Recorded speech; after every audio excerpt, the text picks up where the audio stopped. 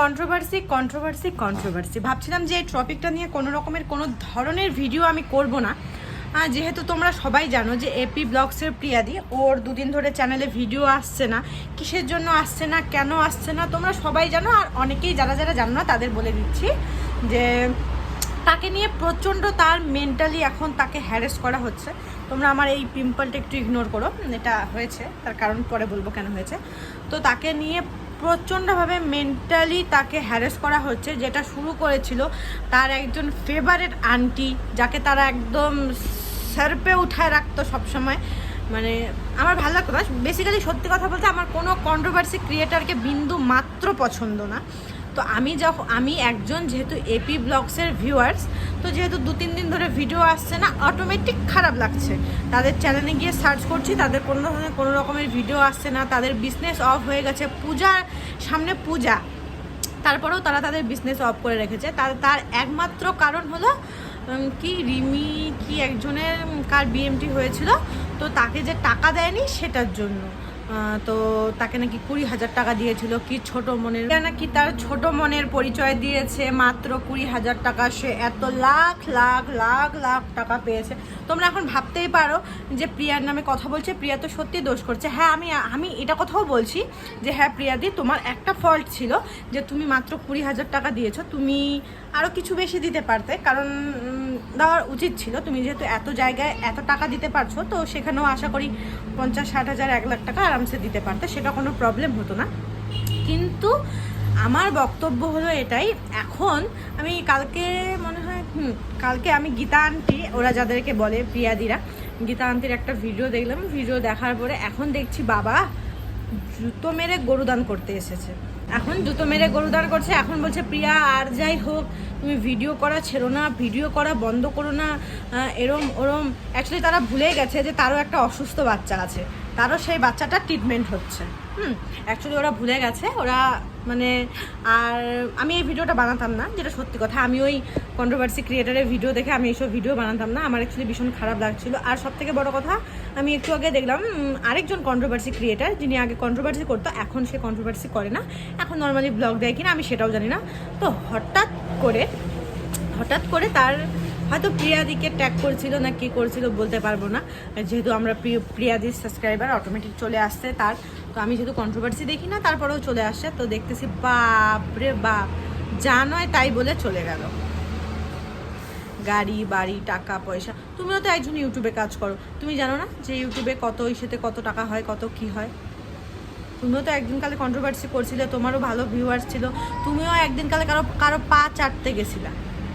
আমি একদম পরিষ্কার কথা বলে দিলাম, কার পা চাটতে গেছিলা, কাদের পিছনে ছিলা, কার জন্য তোমার চ্যানেলটা এতটা গ্রো করেছিল, সেটা আমরা সবাই জানি, সেটা আর বলছি না আমি এখানে, ঠিক আছে?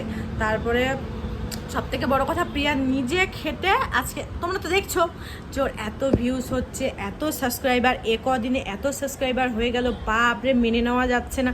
মানুষটাকে নামাতে হবে। বিজনেস চালু করেছে, বিজনেস করছে, ডেলি এত টাকার করে বিজনেস হচ্ছে, এত মাল বেরোচ্ছে, তোমাদের আর সহ্য হচ্ছে না, যেটা সত্যি কথা। তো এখন মানুষটাকে কি করে, অ্যাকচুয়ালি আমি এখানে সব থেকে বড় দোষ হলো ওই যে কি বাসা, টুনির বাসা না টোনার বাসা, ওই গীতা আন্টি, সব থেকে দোষ উনার। কেন উনার হবে না? কারণ আপনি বা তুমি যে যাই বলো, তো আমি আপনি করেই বলছি। তো আপনি তো একদম প্রিয়ার একদম বিশিষ্ট কাছের মানুষ ছিলেন। আপনি প্রিয়াকে ভালোভাবে বলতে পারেন যে প্রিয়া, তুমি একটু টাকার অঙ্কটা কম হয়ে গেল, তুমি আরেকটু বেশি দিতে পারতে, কি যেহেতু আছে আয়ুষের ট্রিটমেন্টের জন্য, তুমি যেহেতু সেটা অন্য কোথাও দিতে চেয়েছিলে, তো সেটা না হয় তুমি রিমির মাকেই দিলে, বা রিমি কি, আমি তো বলতে পারবো না কে রিমি কে রিমির মা, তো সেটা আমি সরি তোমাদের কাছে আগেই বলে দিচ্ছি। তো সেটা ওখানে বেশি দিতে পারতে। তো এরকম করে ভিডিও নামানোর তো কোনো দরকারই ছিল না। আর আপনি জানো তাই বলেছেন, আজকে বলছেন যে আপনি এই করেছেন সেই করেছেন, মানে আপনার সাথে অনাথ আশ্রমে গিয়ে নাকি আপনি মান সম্মানে পড়ে গেছেন, শুধু খাতা বই জুস দিয়ে নাকি মানে ইসে করেছেন, তাতে এত মানে আপনি তো জানেন তাই বলেন। দেখুন, মেন কথা, এত কন্ট্রোভার্সি হচ্ছে একমাত্র আপনার জন্য। আপনি যদি একদম ভালো করে প্রিয়ার সাথে কথা বলতেন, সেদিনকার যদি ওইসব ভিডিও না নামাতেন, একদিনে 2-3টা করে ভিডিও নামাচ্ছেন কেন? আপনিও তো ভিউজ কামাচ্ছেন আন্টি, আপনিও তো ভিউজ কামাচ্ছেন, একটা মা, আপনিও ভালো করে সন্তান, সেম পেশেন্ট, ঠিক আছে? তো আজকে না লাগুক টাকাটা, এই যে সেকেন্ড অপশন, ওই যে কন্ট্রোভার্সি ক্রিয়েটার, একজন এক্স কন্ট্রোভার্সি ক্রিয়েটার, সে আজকে বললো যে সে নাকি এত টাকা পয়সা তুলেও কেন ইসে করতে পারলো না, পারলো না। যখন বিএমটি না করে যদি বাচ্চাটা সুস্থ হয়, বিএমটি তো রিক্স আছে, ডাক্তার বলে দিয়েছিল। হয়তো তুমি তার ভিডিও দেখো না, প্রিয়ার ভিডিও, বা তুমি তার ভিউয়ার্স না, ঠিক আছে, আমরা তো রোজ ভিডিও দেখি, তো হয়তো বিএমটি না করে যদি এই ট্রিটমেন্টে যদি আয়ুষ ভালো হয়, এখন আয়ুষ অনেকটা বেটার আছে, তাহলে কেন একটা মা অত বড় রিস্ক নিতে যাবে? তোমার তো বেসিক কমন সেন্স থাকার দরকার। তুমি তো এটা, তোমরা তো অ্যাকচুয়ালি কী বলো তো, তোমরা মানে কন্ট্রোভার্সি ক্রিয়েটার যারা, তা তোমরা দাদা একটা এই ছোট্ট একটা টপিক খোঁজো যে এতটুকু একটা টপিককে কী করে এত বড় করা যায়। একটা মানুষকে তো তোমরা মেন্টালি একদম ডিস্টার্ব করে দিচ্ছ, মেন্টালি মানুষটাকে পাগল করে দিচ্ছ। আজকে যদি তার কিছু হয়, তার মনে করো তার চ্যানেলের উপরে তো এফেক্ট পড়তেছে, কারণ তোমাদের এসব কথাবার্তা, তোমাদের এসব কমেন্ট, তোমাদের কন্ট্রোভার্সি ক্রিয়েটারের কন্ট্রোভার্সি, সব কিছুর জন্য তার চ্যানেলে তো একটা এফেক্ট পড়তেছে। তার মেন্টালি পেশেন্ট হয়ে যাচ্ছে, মেন্টালি মাথার মানে সে তো একটা সুস্থ সবল মানুষ তো হতে পারবে না, আর কারণ তারও একটা বাচ্চা আছে, তার বাচ্চাও সেম ট্রিটমেন্টে চলতেছে। হ্যাঁ, সে বিএমটি করেনি, সেকেন্ড অপশন নিয়েছে। আমি এখনও বলছি প্রিয়াদির একটা ভুল হয়েছে, সে কেন 20,000 টাকা দিচ্ছে, আর একটু বেশি দিতে পারতো, ঠিক আছে, হয়তো এটাও ভেবেছেও। আর ওই যে কার কথা বললে, রিমি, যার বিএমটি হয়েছিল, রিমির মা না রিমি, কার বিএমটি হয়েছিল আমি অতটাও ভালো করে দেখিনি, ঠিক আছে।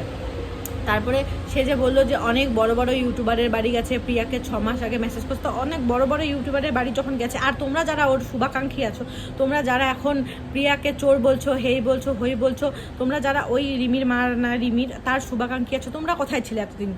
তোমরা দিতে পারতে, তোমাদেরও তো কম অর্থের অভাব নেই, তোমরা সবাই দিতে পারতে। তো একটা মানুষকে কেন চেপে ধরে রেখেছো? কারণ তারও তো বাচ্চার ট্রিটমেন্ট হচ্ছে সেই টাকা দিয়েই, সে হয়তো সেখান থেকে খরচা করছে না একমাত্র তোমাদের মতো কিছু কিছু মানুষের কমেন্ট আর তোমাদের মতো কিছু কিছু মানুষের কন্ট্রোভার্সির জন্য। আর সে ওই টাকাটা খরচা করতে পারত। আর বিজনেসের কথা বলতেছো, সে কি বলেছিল যে বিজনেসটা করছে তাদের ভবিষ্যতের জন্য, ভবিষ্যৎটা আয়ুষের ট্রিটমেন্টের জন্য। কারণ ইউটিউব আজকে আছে কালকে নেই, সেটা তোমরা সবাই জানো। চ্যানেল আজকে আছে কালকে নেই। আজকে আমাদের এই চ্যানেলগুলো আছে বলে যে কালকে ওই চ্যানেলটা থাকবে তার কোনো মানে নেই, ঠিক আছে। একটা মানুষের কত রকমের ভাবে কীভাবে মেন্টালি হ্যারেস করা যায় সেই জিনিসটা তোমরা করছো। আর গীতা আন্টিকে আমি এখনও বলছি, তুমি জুতো মেরে গরুদান করছো। এখন জুতো মেরে গরুদান করে তো কোনো লাভ নেই আন্টি, তুমি তো যা সর্বনাশ করো তা করে ফেলেছো। ফার্স্ট তুমি এটা শুরু করেছো, তুমি যদি শুরু না করতে, আশা করি কেউ করতো না। তুমি ভালো করে প্রিয়াদিকে বোঝাতে, তোমার যেহেতু প্রিয়াদি একদম মেয়ের মতো, তুমি যেটা বলো মেয়ে, আর তোমার যদি আজকে প্রিয়াদির জায়গায় যদি তোমার আজকে নিজের মেয়ে হতো, আশা করি তুমি এসব কোনো কথা বলতে পারতে না। টাকা পয়সা নিয়ে, সে নিয়ে তুমি ভীষণ ভালোবেসেছে, ভালোবেসেছো, ওই ভালোবেসেছো। তোমার যে ভালোবাসার কত প্রতিদান সেটা আমরা বুঝেই গেছিলাম। যে মানুষকে ভালো পক্ষে তোমার মতো এত নোংরা কথা বলতে পারছো না। তুমি যে হিসাবে কথা বলেছো, তোমার মতো কেউ কথা বলতে পারতো না। তো আমার এত কিছু বলার একটাই কারণ, আমি যেহেতু প্রিয়াদির একদম বলতে পারো রেগুলার ভিউয়ার্স, তো ভিডিও আসছে না বলে আমার খারাপ লাগছে, তো আমি সেই জন্যই এত কিছু বললাম। আর তোমরা একটা কথা মাথায় রেখে সবসময় একটা মানুষকে মেন্টালি ডিস্টার্ব করো যে তারও বাচ্চা এখন অসুস্থ, তারও বাচ্চা এখন পেশেন্টই বলা চলে, আয়ুষ এখনও পুরোপুরি যেহেতু সুস্থ হয়নি। আরেকজন বলছে, ওই যে আপনাদের এক্স কন্ট্রোভার্সি ক্রিয়েটার, সে এসে বলছে বাচ্চা দেখিয়ে বর দেখিয়ে ভিউজ কামাচ্ছে, বাচ্চা টপিক বানাচ্ছে, বাচ্চার হেই বাচ্চার ওই।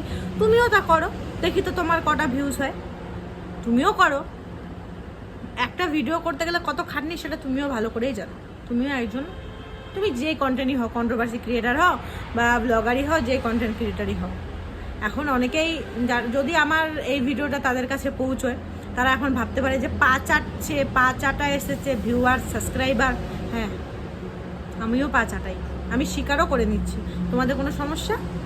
আর একটা মানুষকে এইভাবে মেন্টালি ডিস্টার্ব করো না যে মানুষটা পাগল হয়ে যায়। আজকে যদি প্রিয়া আর আয়ুষের কোনো কিছু হয়ে যায়, বা আয়ুষের ট্রিটমেন্ট বন্ধ হয়ে যায়, প্রিয়ার যদি কোনো কিছু হয়ে যায়, সব দায় তোমাদের থাকবে। ওই এক্স কন্ট্রোভার্সি ক্রিয়েটার আর ওই টুনির বাসা না টোনার বাসা আন্টির। আমি বলে দিলাম আগে থেকে, আমরা সব যারা প্রিয়াকে ভালোবাসি, সব তারা তোমাদের বিরুদ্ধে আমরাও স্টেপ নেব। তোমরা কি ভেবেছো কন্ট্রোভার্সি করে ছেড়ে দেবে একটা মানুষকে? সেদিনকে প্রিয়াদি কান্না করে লাইভ করছিল, তোমরা কি বলে নাটক।